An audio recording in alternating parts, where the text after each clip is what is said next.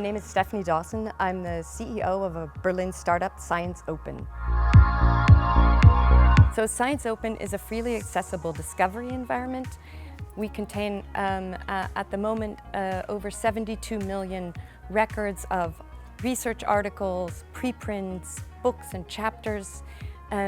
We're free for all researchers around the globe to use to share, review, curate content on the site. Our business model is based on providing services to publishers and institutes to promote and create and publish open access journals. We have really a focus on open peer review. From the beginning, open peer review has been at the center of what was driving ScienceOpen, so we really open up those 72 million articles to open review, and so we're also thinking a lot about how we can connect that process to the other parts of the scholarly infrastructure and how we can provide more visibility for open access research, both for researchers and for publishers, libraries, and institutes. So, Open Science describes a series of research practices with the aim to expand the principles of openness to the entire research process. So, our open scientist, she might publish her hypothesis already in a database, online, freely accessible, so everybody knows what kind of question she's working on. Then she would use perhaps open notebook systems. She would publish her data as she works in open data repositories, all completely accessible to the entire community. She would get feedback from colleagues during the entire process and would feed that into her analysis of the results. The first product of that analysis might be a preprint, which is essentially looks like a research paper, but it's really early stages. And that could be published in a preprint repository, either at the university or a subject repository like bioRxiv or in the hard sciences archive. That preprint can then be openly discussed in a open peer review online, anywhere from Twitter to platforms that have been developed specifically to peer review preprints. And when she's finally ready through revision to publish that paper, she would definitely publish it open access with a Creative Commons license, a CC BY 4.0 attribution license that says anybody can use or change or work on these results. They just have to give her credit. So the idea is that the open scientist is always looking for tools and practices in the digital environment to get the widest possible distribution and impact for those research results.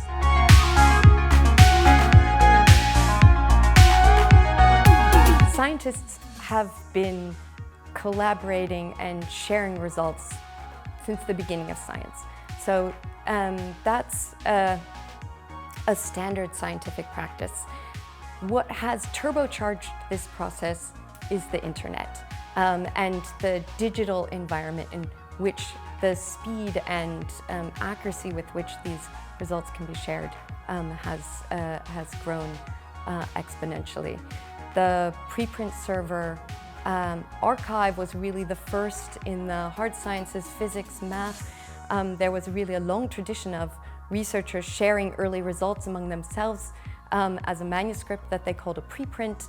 But really with the archive that started in 1991 and was first really accessible via the internet in 1993, that's when that became a standard part of sharing open early research results.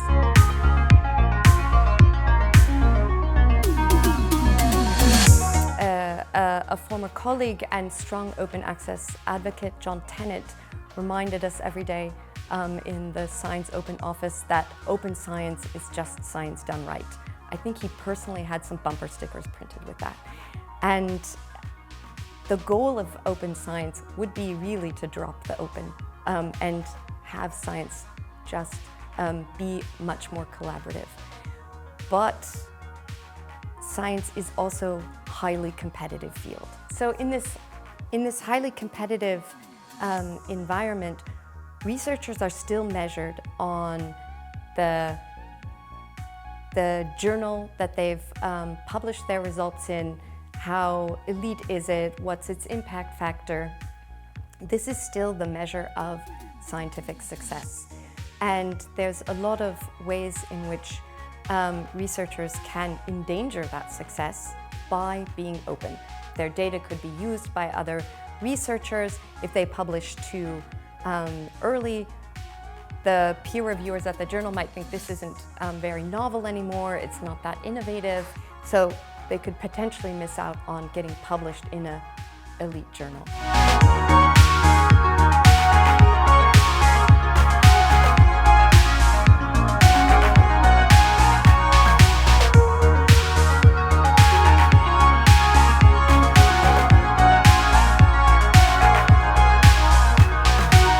I think what we saw with the pandemic was really, we saw both a turbocharge of digitization in the system, and we saw research really speeded up. So everything that the open science movement has been promising, that the open access movement has been promising, that freely accessible research, free exchange of data between researchers, that this would help solve problems faster. And I think we saw this in real time. When I first started a collection of COVID-19 research on the platform, there were like 50 articles. I saw some data published in Nature that estimates are that roughly 200,000 articles were published in 2020 on COVID-19 from lots of different perspectives.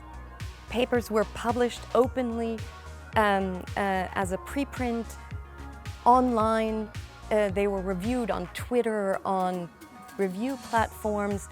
They were revised, new versions were set up, and they were finally published in other journals. But before that, already that data had been shared with research labs across the world and with the general public.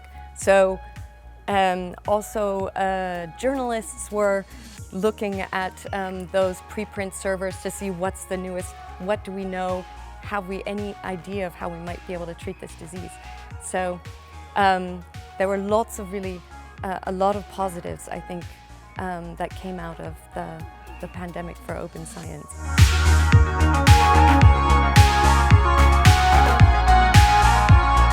The expert does peer review themselves every day, all day long, right? They're always evaluating research to see how good is it, how useful is it to me, is it something I can build upon? If not, next paper. But for the general public, they look at all of these papers look the same, and you have no idea, did an expert say, oh, I can build on that, or did an expert say, oh, this methods section is totally useless. So in some ways, this peer review process is, to a great extent, for the scientific record and for the public, very, very important. And I think we did see journalists being careful and saying, this hasn't been peer reviewed yet, this is early results, but other journalists weren't so careful. And for the general public, I think we saw some amount of uncertainty about scientific results and the scientific process in general, which this is how science has always worked.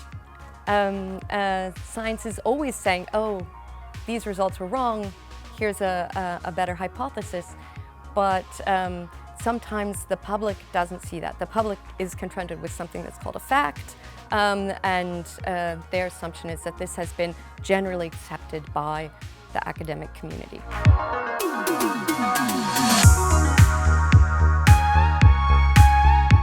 I think the answer is even more openness.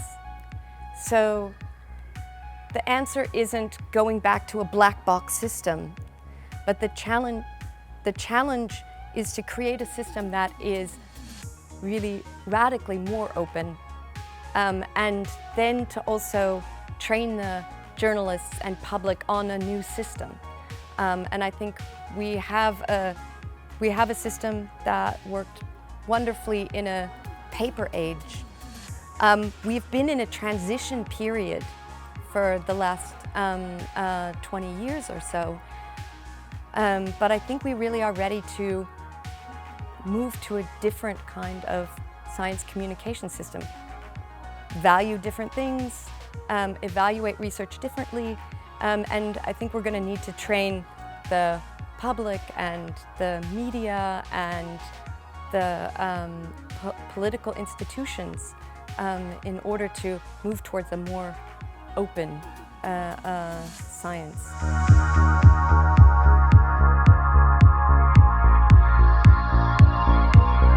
You can see with the fall of the wall, there's a huge symbolic weight in Berlin. Berlin really stands worldwide for opening up.